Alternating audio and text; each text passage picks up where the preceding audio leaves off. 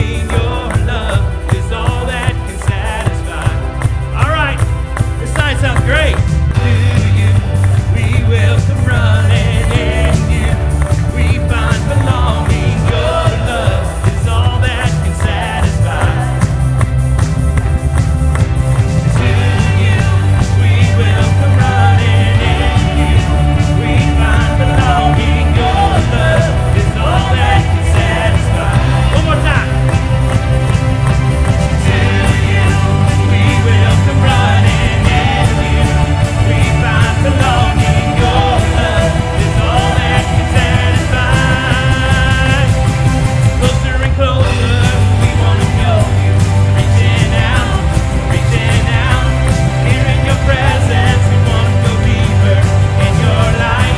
Come alive, I said, closer and closer, we want to know you. Reaching out,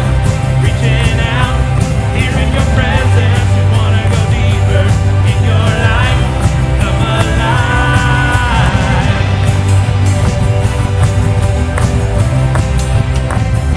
We come alive.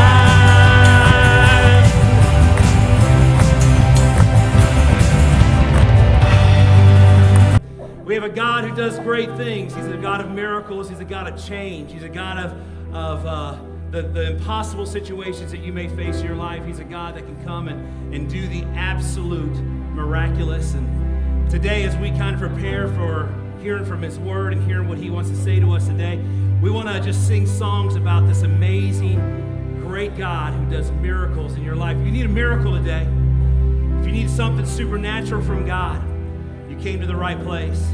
Because there is a God of all creation, the one who created you, the one who set the stars into the universe and created the planets and made all that we see, the trees and the ocean. That same God created you, and He has a purpose for your life today. You're not a mistake. You're not here by mistake. For God of miracles can do something amazing in your life today. So lift your hearts with us today. Lift your voices with us today as we sing about this amazing God of miracles. Let faith arise.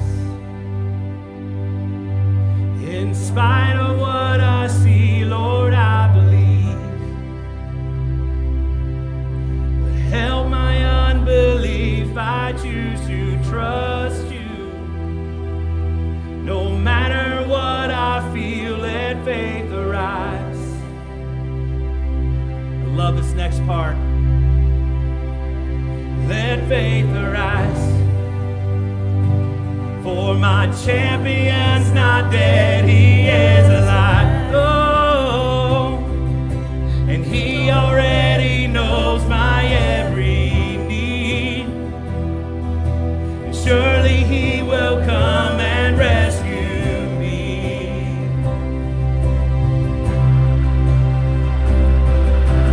God of miracles, come.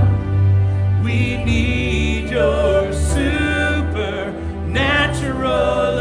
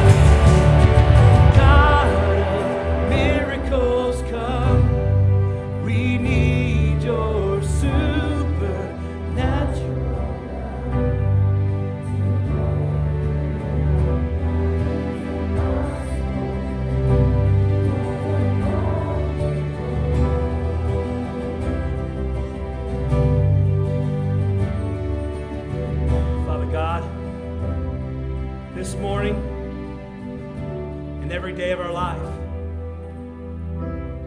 When we face obstacles and when we face hardships. Whenever our family goes through trials and goes through struggles, and God, when we face loss every day. Lord, we can turn to lots of different ways. We can turn to lots of different people and lots of different methods, but God, ultimately, you're the only one that can do the impossible. You're the only one that heals. You're the only one that restores. You're the only one that mends. You're the only one that takes our broken lives and makes them whole again. You bring hope to the hopeless and joy to those who have lost their joy. For you are a God of miracles today. God, I pray that right now in these few moments of time, you would just encourage those who are discouraged. Let those know today they're not alone. God, may they feel your presence now, and may they know that God, the same God that rose Christ and brought Christ back from the dead, is the same God that's here today for us. May we cry out to you, the God of miracles.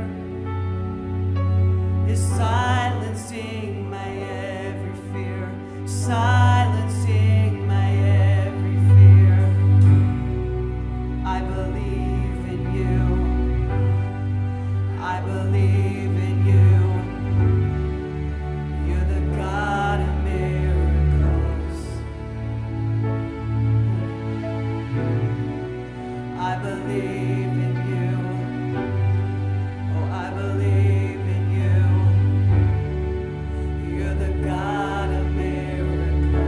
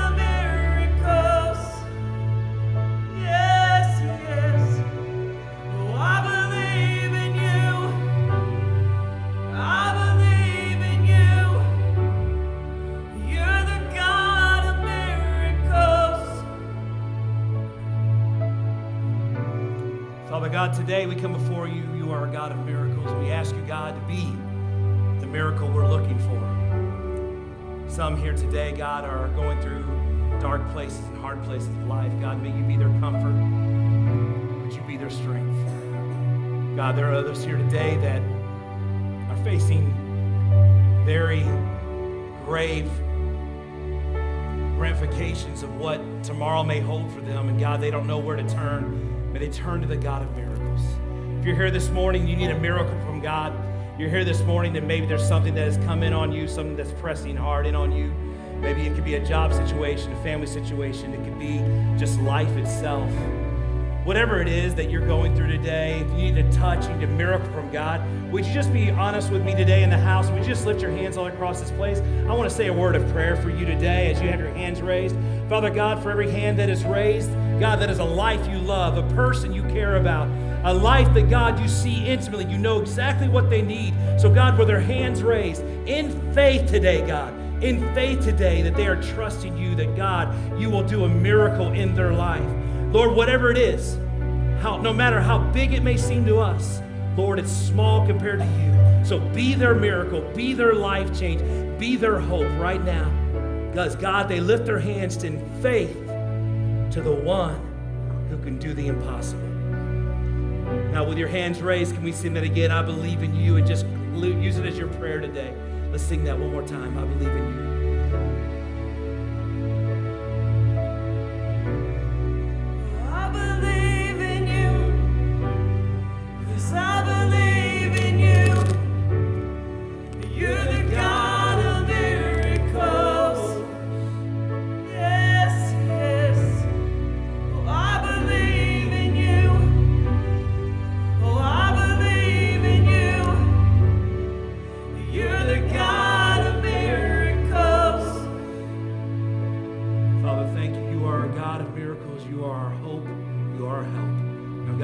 Speak to our lives, I pray. In Jesus' name we ask. And everybody said, amen. Thank you for worshiping this morning.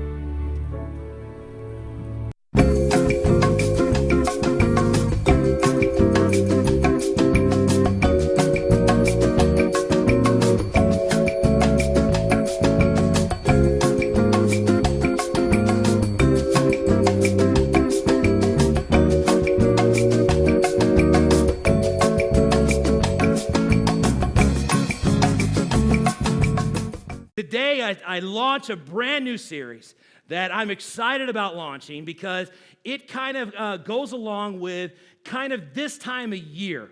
Every February, you start to think about something that the government requires you to do, and that is get your taxes done, right? Uncle Sam wants his part. He wants his part. He wants his share. And so I thought this is a great time to kind of talk to us about chasing carrots. Chasing carrots. What in the world are you talking about, chasing carrots? Well, the government's always chasing carrots. They're always chasing after something. They're always chasing after the dollar, chasing after the next big thing. And so I want to talk to you today about chasing carrots. And this is all about the fact that there are things in this world that we want to chase after. Money, fame. We want to chase after a new car. We want to chase after a bigger house. We want to chase after better clothes and nicer shoes. And so we oftentimes, like they do whenever they're trying to get animals to go certain places, they do this kind of thing. They put this in front of them, and that animal starts chasing after that thing, thinking he's going to get it. But he never does, because the object is to make them want something, but they never really get it. And that's what this series is all about. It's about chasing carrots in life. And all of us have something we're chasing after. A future. Some of us are chasing after love, chasing after a spouse, chasing after a boy or a girl. Some of us are chasing after trying to figure out how we don't kill our spouse, maybe. Chasing after different dreams and different plans. And so we're all chasing after something. The question is what you are chasing after, is it what God wants for your life? Is what you're chasing after truly what God wants for your life. So I want you just to keep this picture in your head, chasing carrots, as we talk through the next several weeks about what it means and how it looks in our own life. So today, I'm going to kind of set a foundation. I don't know if this will stay here. Probably not. Let's see. Hey, perfect, if this stays. Everybody's going to be watching that, aren't you? Anytime it's going down. It's going down anytime now. So today I want to just start by just asking a question by a show of hands. Participate with me.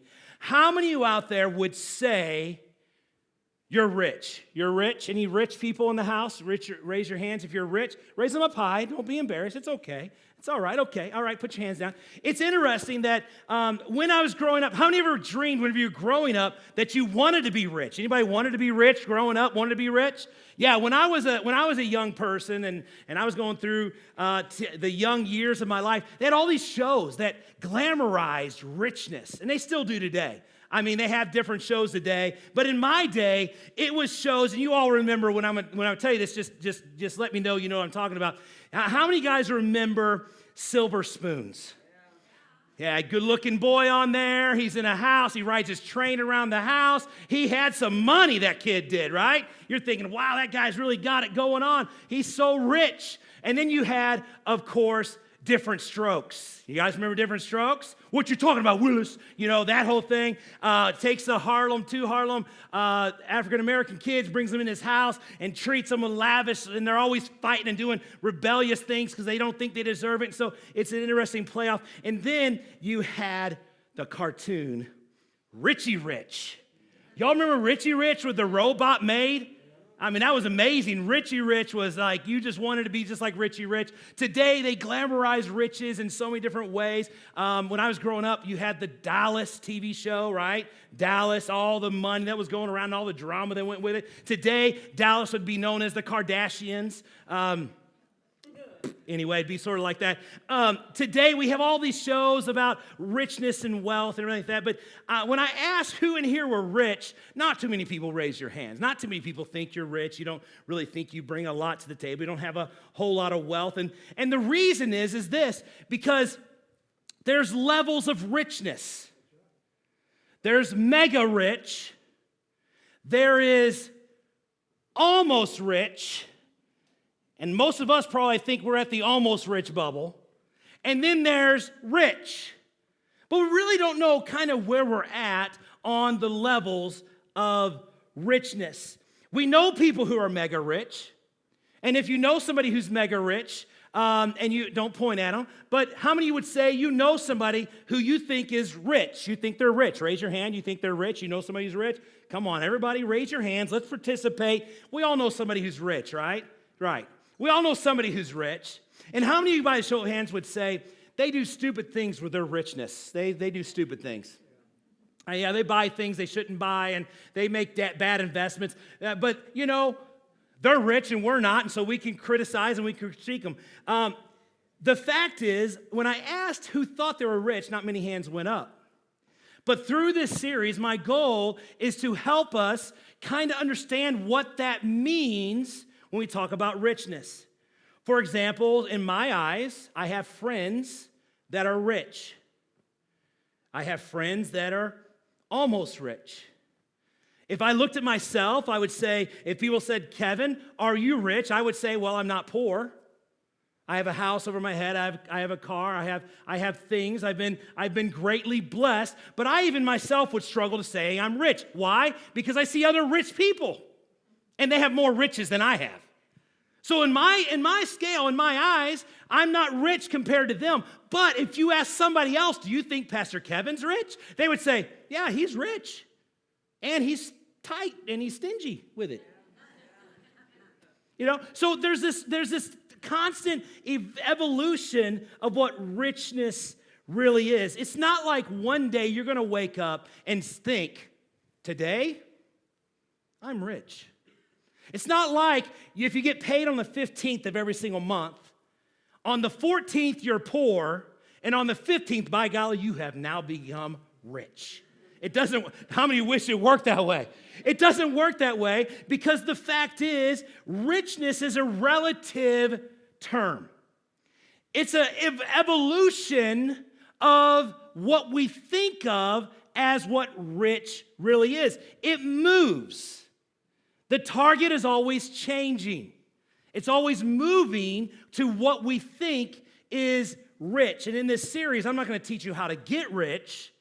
What my goal in this series and through Chasing Carrots is to help you understand that by the grace of God, all of us in this place are rich to some extent. We've been given some great things, and the goal is for us to be able to see that richness and see how it fills our life. Because if you ever wake up one morning and you go, I've arrived. I am officially rich. You need to know what God is going to say to those of us who are rich, okay? Stand to your feet with me this morning as we read Timothy, 1 Timothy chapter 6, and I'm going to give you kind of a background real quick. Paul is writing this letter to Timothy, and he's telling Timothy, he says, Timothy, listen, there's going to be people who comes into your church, and they're going to have wealth, and they're going to have riches. This is what you need to encourage them in. So read along with me as we learn a little bit about what Paul says to tell the rich people in our place. It says, command those who are rich in this present world not to be arrogant, nor to put their hope in their wealth. So Paul's saying basically, command those who are rich. Don't be arrogant. Don't be prideful. Don't be so built up and put your hope in the richness of this world. He says, which is so what? Say it with me. Say it with me. Uncertain. Wealth will fail you. Watch the stock market. It'll get your hopes up one day and just get you depressed the next because it is uncertain. He says, but to put their hope in who? Put their hope in, don't put your hope in wealth, put your hope in God who richly provides us with everything for our enjoyment. Goes on to say this, command them to do good, to be rich in what? Good deeds. To be generous and willing to share. No matter what, willing to share. In this way, they will lay up treasures for themselves and a firm foundation for the coming age, so that they may take hold of the life that is what? Truly life. Father, help us today to hear from your word, to be challenged by it and changed as well, God. Speak to our hearts about the richness that you have given us and how to be generous with it. In Jesus' name. And everybody said, amen. You may be seated. Understand this. The first verse says, command those who are rich. Now, some of you right now say, oh, I get off the hook. Not talking to me. Talking to somebody else because I'm not rich. No, we must understand that there is good news and bad news. The first is the good news. Here's the good news. The good news is you're rich. Yes. 4 of you believe it. Good. That's good. The good news is you're rich and the crowd goes wild with very fake-like responses just because he told us to. No, the good news is that you are rich. You say, well, I don't feel rich. How can I be rich? Well, here's the thing. I'll tell you. Rich people, if you're rich people get to do rich things that other not rich people don't get to do. For example, if you have kids, you get the chance of putting them in extracurricular activities. You get a chance to put them into sporting events. You get a chance to put them into music programs. If you're rich, maybe you get to put them in private school. Maybe you get to help them go to college or attend a university. Rich people, as rich people, we get to travel. We get to go on vacations. We are truly rich. We get to visit different places. But the good news is that you're rich. Unfortunately, sometimes the good news we don't feel. We don't feel rich. And the reason is because so many times we consume all the riches for ourselves. And since we consume the riches for ourselves, we don't really learn how to be rich. Instead, we act selfish because we believe it's more for me. The more I make, the more I earn, the more I put in the bank, the more is mine. And this is the challenge with being rich. Some of you get to go to a job that you absolutely love. You enjoy your job every single day. Sounds crazy to some other people because you hate your job. You're like, I can't stand my job. But there are people here today in this room. I won't show hands so you don't get mad at them or be envious towards them. But there are people here today that absolutely love what they get to do every single day. That's a rich thing. That's a rare thing. But there are people that have that blessing that comes in to their life. Now, let me say this on the other side. There are those that are here today that I just want to be very clear. I understand hurting financially. You've been hit with something medical. It's taken a huge financial hit to your family. Maybe you have a job loss. Maybe you've had some financial struggles. Maybe you got in debt years ago and you're trying to work your way out. And so there's a huge burden coming up against you. Maybe you're a single parent trying to raise many kids in your home and you have very limited resources in which you can do that with. Whatever it is, I want you to understand I'm not being not compassionate about those who are in financially hurting places. With that being said, as we move forward, though, understand that even in our worst circumstance, in this country, we are rich. We are rich by the world's standards. Some people whine and complain about not having this or not having that. And, well, I don't have this and I don't have that, all the while watching their cable or satellite TV. People whine and complain about comparing their lives to other people and what they have and what they don't have. And all the while, the information they're finding is found on their phones that are internet connected with unlimited call and unlimited data and unlimited text messages to just go and look at the world however you want to look, and you're paying $50 a month. Let me tell you something. That's rich compared to the rest of the world. I hate this phone. This phone is so outdated. It so last 6 months ago. We're rich. In fact, if I were to go to other parts of the world, if I were to go to Corundu, Panama, and I was to go to these people and I would say, what do you say is rich? What does rich look like to you? They would say in Corundu, Panama, and in many parts of the world, they would say, rich is someone who owns a car. Do you realize only 3% of the population even own a vehicle? 3%. That's rich. And some of you have 2 cars. You're extremely rich compared to other parts of the world. Some of these people would say, yeah, these people are so rich, they not only have 1 car, they have 2 cars. And not only that, but they build houses for their cars. Little houses that can get out of the inclement weather, and when it's snowing, they have it protected. They protect their cars. They're really rich. In fact, some of these people are so rich, they have not 1 house for their car, not 2 houses for their car, but 3 houses for their cars.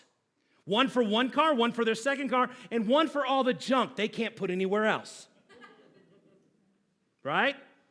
And then these people, they're so rich. They're so rich. They're houses for their cars. Then they walk through this door and they go into the house where they live.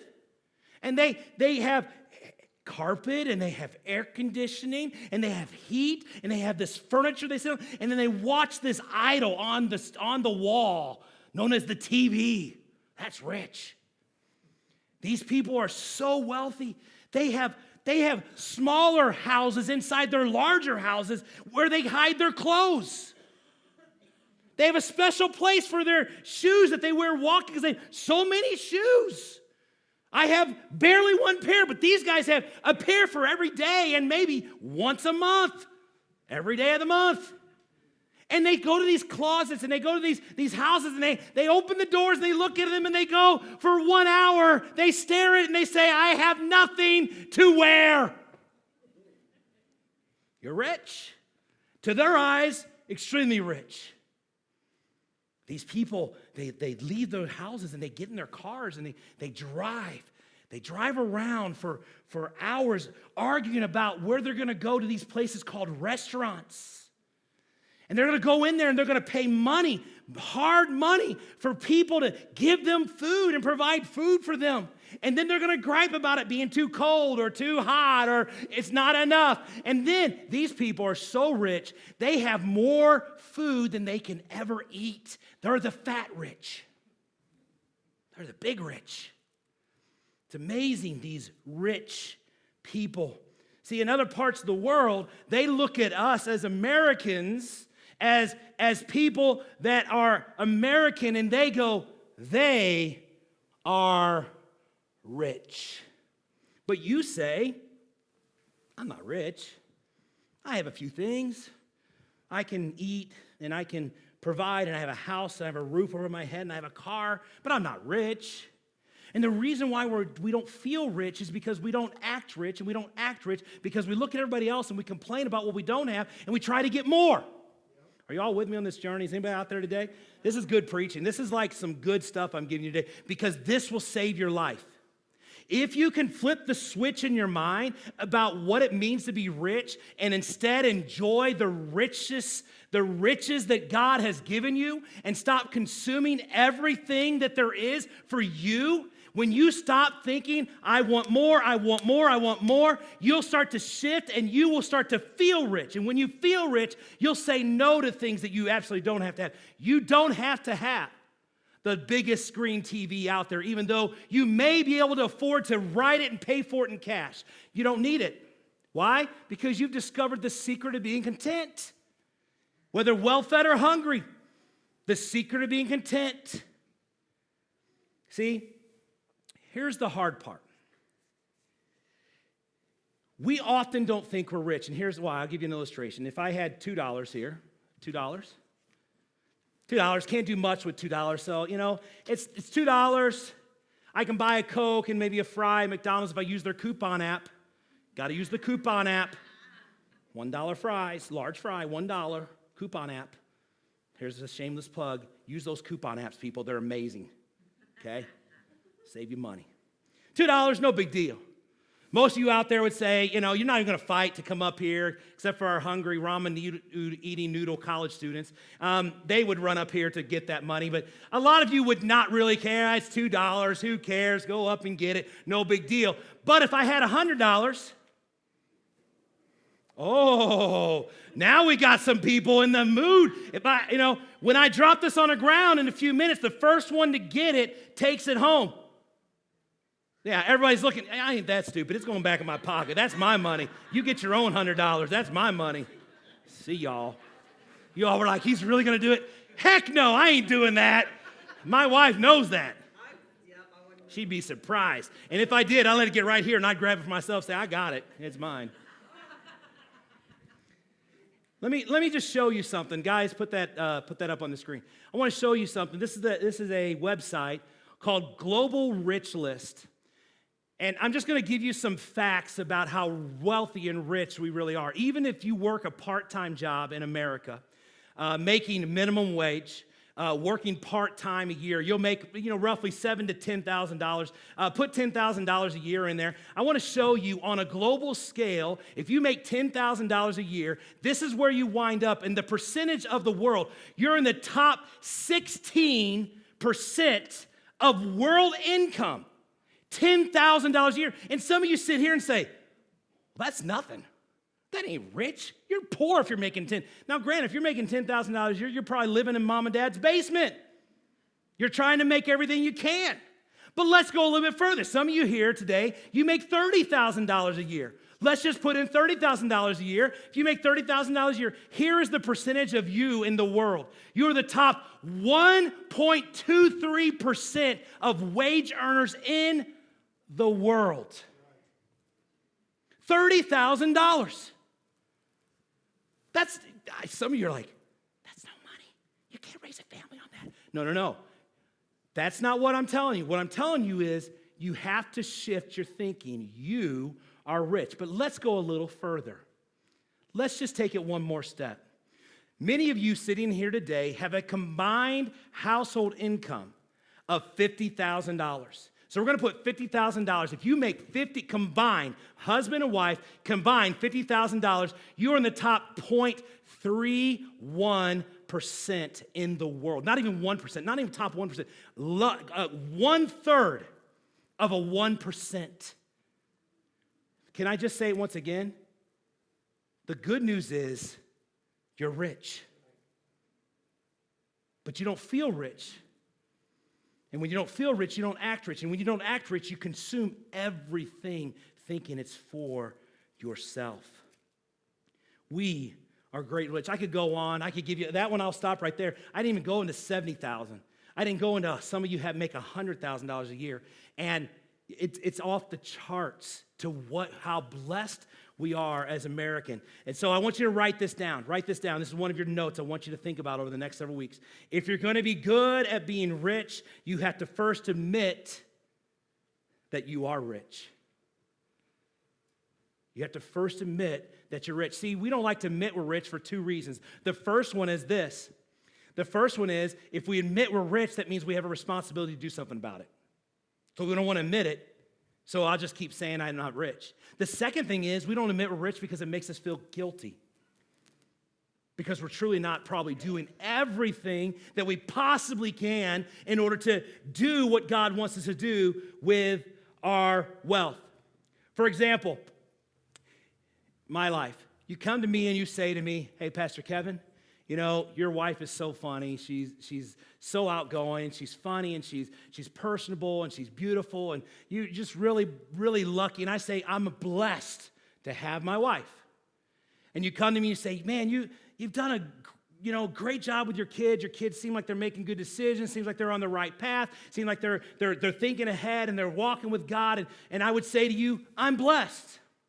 But if you came to me and you said, hey, you got to go to Disney and you got to go on a cruise. Wow, that's amazing.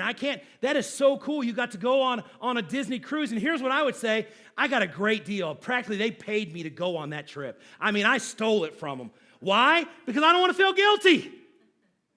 Instead of just saying, yeah, I'm blessed. I've been greatly blessed. Because I've been blessed, I'm able to do great things with my family. See, until I admit I'm rich, I'll never truly handle the riches God has given me unto God. I'll handle them like I want. I'll be selfish with them instead of rich with them. The good news is this, write this down. God has blessed me with more than I need. I'm rich. Say that with me. Will you say that with me out loud? God has blessed me with more than I need. I'm rich. Now, I'm not talking about our teenagers. I'm not talking about some of our college students. I realize they're just in the box, getting off and getting running. But parents, older adults, single or married or have kids or don't have kids, the fact is we all have been given something. We've been blessed with more than what we need. We are rich. The good news is that what? I'm rich. What's the good news? I'm rich. What is the great news? I'm rich. Bad news. You're rich. Good news is you're rich. The bad news is you're rich just as well because they fight each other. Jesus was talking to a man. He encountered a man who had lots of stuff, a very rich man. And Jesus said this to the rich man. He said this. He says, how hard it is for a rich man to enter the kingdom of God. Indeed, it is easier for a camel to go through the eye of a needle than for a rich man to enter the kingdom of God. Now, some of you right there are taking that very literal, an eye of a needle versus a camel going through. That's not what Jesus was talking about. Jesus was not talking metaphorically in those days.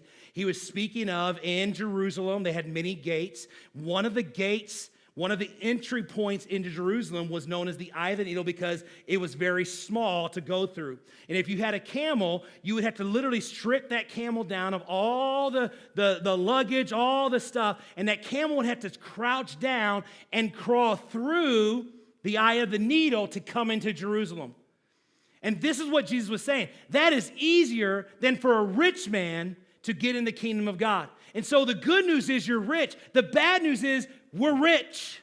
And because we're rich, God calls us to do something with our riches. But see, there's a problem with being rich. 3 of them. Here they are. Not 3 just to speak of. There's many more. But here's problem number 1. It's harder to depend on God when we're rich. It's hard to depend on God when we're rich. It's hard for us to say the Lord's Prayer, give us this day our daily bread. Whenever we had bread, stacks and stacks of bread on a shelf, and we put a few dollars together, we can go buy a loaf. It gets harder for us to depend on God because we're rich. The people in Kurundu, those kids that come to that school every day, they don't get fed in their homes. They feed them breakfast. They feed them lunch. And many of them come back for dinner. Because why? That's all they have. It's harder for us to depend on God. That's one of the problems of being rich. The second problem of being rich is number 2, it distracts us from true priorities. It distracts us from the priorities that God has for us. How many people drop out of church during football season because they have DirecTV NFL season pass? They don't want to miss a game. The priorities have shifted. They're so rich, they can afford to pay for DirecTV and have NFL season package. Some of you are so rich today, and the distraction of the priorities is this. You get your kids involved in every sport that's out there, every activity that's out there. It takes them out of church on Sundays. That takes them out of being involved with God. Because why? Well, it's just for a season. No. You're teaching your kids the priority is the sport rather than God. Now, I know what the immediate argument is. Well, now wait, Pastor Kevin. They don't have to go to church to visit God. No. But let me tell you what. The church is the strength that builds inside them to help them continue on. But see, we get so rich that we just shove them on out there. We get involved in all kinds of activities and sports. We get them involved with wrestling. We get them involved. Now, if you do this, I'm not preaching at you. I'm telling you, this is what we do because we're rich. Some of you have to keep the machine going, so you work all the overtime over that you can, and it takes you away on Sundays, takes you away from your family because you got to keep it going. Sunday, fun day. It is a fun day. Prioritize and putting God first for 1 hour, and then see how God will bless your life. See, the problem of being rich is it makes us harder to depend on God. It distracts us from true priorities. And number 3, it makes us have a greater responsibility. The problem is we have a greater responsibility to do things with God. Jesus said this. He said, to whom much is given, much is required. And if we are given much, we are required much. If you are given $100, according to Scripture, you are required to tithe 10% back to God. To whom much is given, much is required. You say, well, what's the big deal? It's $10. What is God missing? It isn't about God missing $10. God doesn't need your $10. God could really go without your $10. Your $10 is not going to save the kingdom nor anybody else, okay? It's not about that. It's about prioritizing, God, you are over my finances, and because you're over my finances, I honor you because you gave me the ability to earn $100. Now here's 10. Thank you for your gift of what you gave in my life. People ask me all the time, do I believe in prosperity preaching, this prosperity gospel that's out there? And I say, no, it's dumb. It's stupid because it doesn't preach global. I can't go to Kurundu, Panama and say, you need to prosper and you're going to get $1,000 in checks in the mail. I can't preach that there. It doesn't make sense to those people that live in those conditions. But what I can do in those places is I can go there and I can say, hey, how can I share the love of God with you? And what can I do for you to make your life better? We give stuff that our kids would be like, if we wrapped up for Christmas a box of pencils for your kids, how do you think they'd respond to that? You're like, what is this? But what I'm saying is, some of the things that we give to these very impoverished people, they love it. They go excited over paper, over pens, over crayons that you and I would look at and go, what's the big deal? You know why? We're rich. They mean nothing to us. We go to Dollar Tree and buy them. No big deal. $2, $3, we got it. They don't have that down there. I talked to these people in Kurundu. This is like bonus stuff. I talked to these people in Kurundu, and I was talking to them when I was down there. I said, so tell me how, and I would ask them questions like, how does this work here? First off, they don't trust anybody. in that country. Nobody. I mean, they have security everywhere. And you go to a store, they're watching you like hawks. They don't trust anybody. The honor system doesn't work in that part of the world. The reason why the honor system doesn't work is because everybody's in poverty. You think about here in our community. You go to stores, you can shop around, you can walk around, and they're not watching you like hawks. They trust you to honor the system. You know why they trust you? Because you're rich. You don't have to steal it. You can pay for it.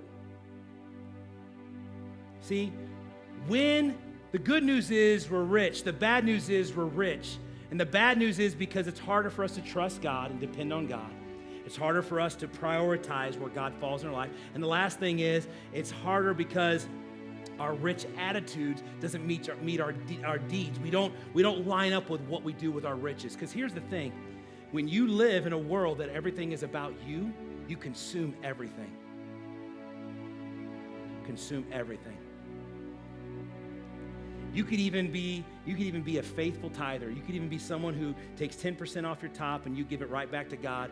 But what you do is then you take the other 90 and you use it all on yourself without thinking about someone else who maybe might be at a worse place than you are. It's why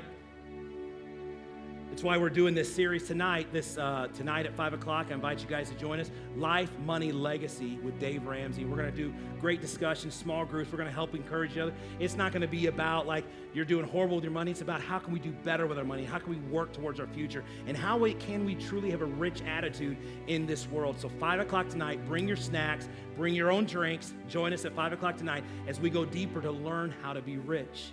But I want to leave this with your thought. This is the thought I want you to leave with. God has blessed me with more than I need. I'm rich. Close your eyes. Just close your eyes. Think about what you get to do today.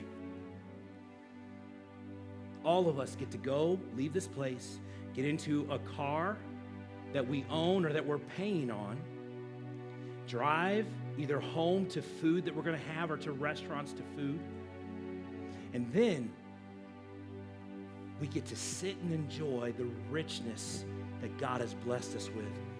God has blessed me with more than I need. I am rich. Father God, help us to handle your riches well. Survey our lives, God. Many of us would try to pass the buck and say, well, I'm not rich. But God, ultimately, all of us living here in this great country, we are greatly rich. We've been given so much opportunity lies in front of us, God. So many different jobs that we could go and do to earn money, and yet, God, so many times we think we're too good for those jobs. God, that's not how to be rich. That's how to be prideful. Command those.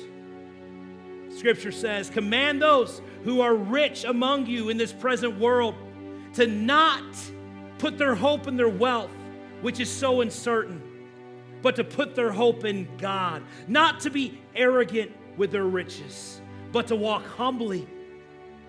Command those to do good with the riches, God, that's us, to do good with the riches you've given us, so that we may see other lives benefit and grow and be changed by you. So right now, with your eyes closed, say just this. Say, God, teach me that I'm rich. Help me to feel rich, because then I will act rich, and then I will treat your riches well. A new car won't be as appealing, because God, I don't want to take on another debt. I want to get out of the debt, and I want to move on to the richness that you've given me. Teach us how to be rich, God. I thank you, Lord, for speaking to our hearts today. I thank you for this word. Let it speak deep into our lives. Teach us how to be rich. Teach us to not chase after carrots that deceive us and destroy us. In Jesus' name. And everybody said, amen, amen.